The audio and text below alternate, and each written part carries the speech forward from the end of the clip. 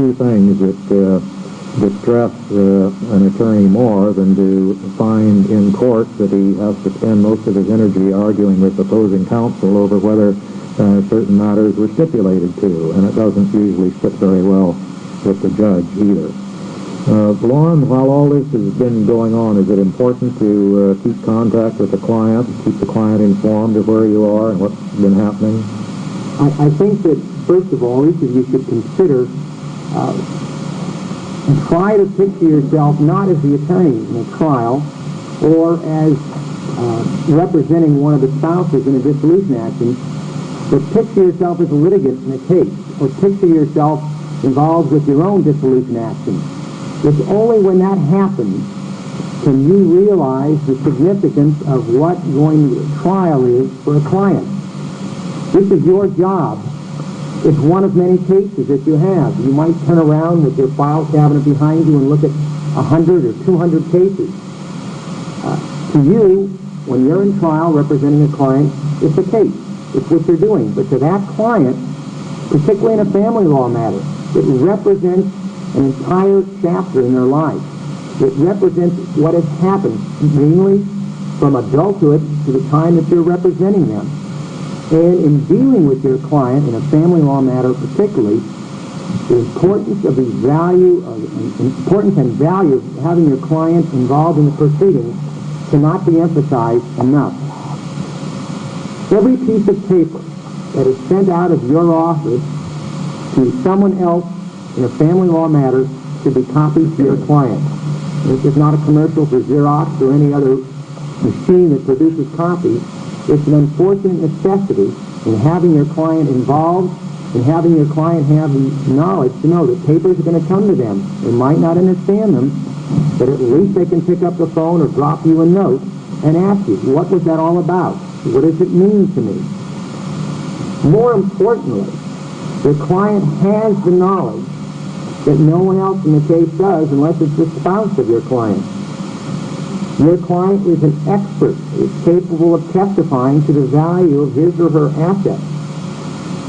Skillful probing by you can develop facts that the client didn't even know they have, that related to issues and the goals that they seek in coming to you to have their case brought to court. The papers produced by the opposition and the correspondence that goes back and forth when reviewed with your client can help you read the clues that will give rise to the real issues in a case. Once the priorities of your client are known, and once you have found out what the priorities of the other side are, you then really begin the process of trying to avoid a trial or to at least reduce it to a short cause matter. The process of educating your client includes the development of these priorities, because when your client comes in, they often don't know what their priorities are. They have an emotional overlay that precludes them from really getting a good, tight focus on what is happening in their case. When you try a contract case and you get the judgment that the party wants, you have a happy client. A happy client doesn't sue you for malpractice. You've gotten the goal met that your client had, was to collect X number of dollars. A family law case doesn't work that way. The client doesn't have a simple score sheet that they can add up and say, oh, I feel great. Being in the court process was successful. You have to understand very clearly what those priorities are that your client harbors. If they're secret priorities and you don't know them, you haven't done your job. And when you get all done and think you've done a fabulous job with the case, and the client looks at you and says, I'm not happy. It isn't the way I wanted. It isn't what I expected. You didn't do your job. You should know what it is that the client wants and begin the process of educating the client so that they can understand just what the family law system can produce for them. Without you doing that, you have a client that walks around, is unhappy with the process, and is unhappy with you. You're doing a good job is the best form of increasing your practice, because if you've taken the time to understand what a client wants, you're going to produce a happy client. Richard, I suppose that now that you've concluded your discovery and you're up close to the trial date, if you're ever going to be able to do a little bit of writing and prepare a trial brief, now is the time for it. Can you tell us what the considerations are and whether you want one and what use you're going to put it to? Well, the trial brief can be one of the most important documents you'll ever prepare in a case. We talked earlier about the fact that pretrial conferences are often not used in a short cause matter for calendaring considerations. In the sample materials we gave out, there is a, as we said, general plaintiff pretrial statement. Now, whether that was worked out jointly between counsel or whether each side filed their own, ultimately there resulted from that a pretrial order. If you have a pretrial order, you will have delineated the same kinds of things which are in that plaintiff's pretrial statement as to the issues of law that are in dispute and the contentions of the parties, and the issues of facts that are in dispute and the contentions of the parties. When you're doing your trial brief, those are the things you must concentrate on.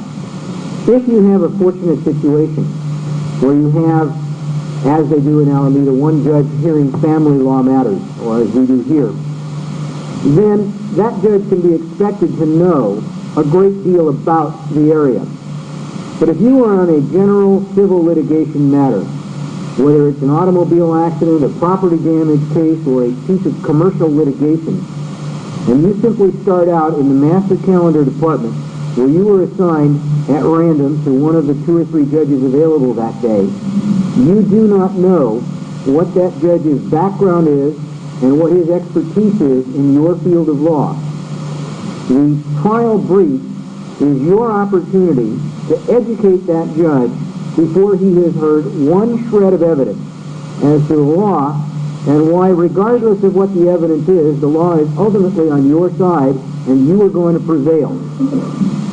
Use your trial brief in the same kind of manner that that pretrial statement was set up. Describe what the issues of fact are. And if you can't say that no matter what you hear, the law is thus, then you probably haven't done quite enough research on that trial brief. It is the first thing the judge may read before he takes up any other pleading. And certainly, if you have gone to the trouble of preparing a trial brief, make sure that you get it to the trial judge at the earliest opportunity. Some trial judges will want to sit down in chambers and read through the file. Then they'll have counsel come in and talk about what the case really is.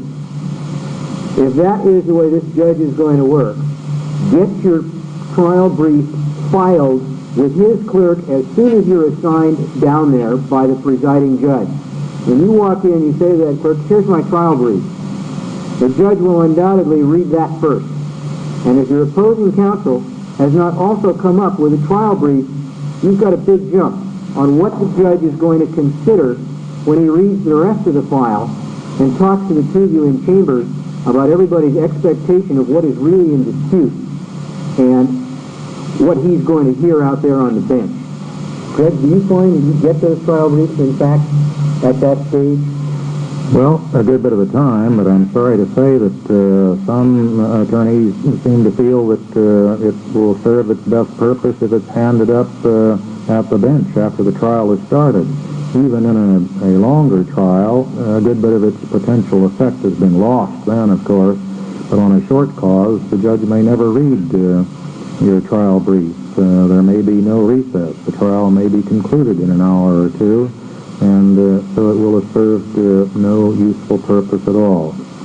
Now, we're going next to the question of Chambers Conference, and before I even call on Lauren, I'll say that I very much favor a Chambers Conference before the trial commences, but I think we'll all benefit by hearing from Lauren on when and why he asks for a Chambers Conference and what he expects to come of it. Again, I want to focus on the 2 different aspects of practice. One is the general practice, getting ready for a short cause trial, and second of all, family law matters. This is the end of the first half of tape number 2.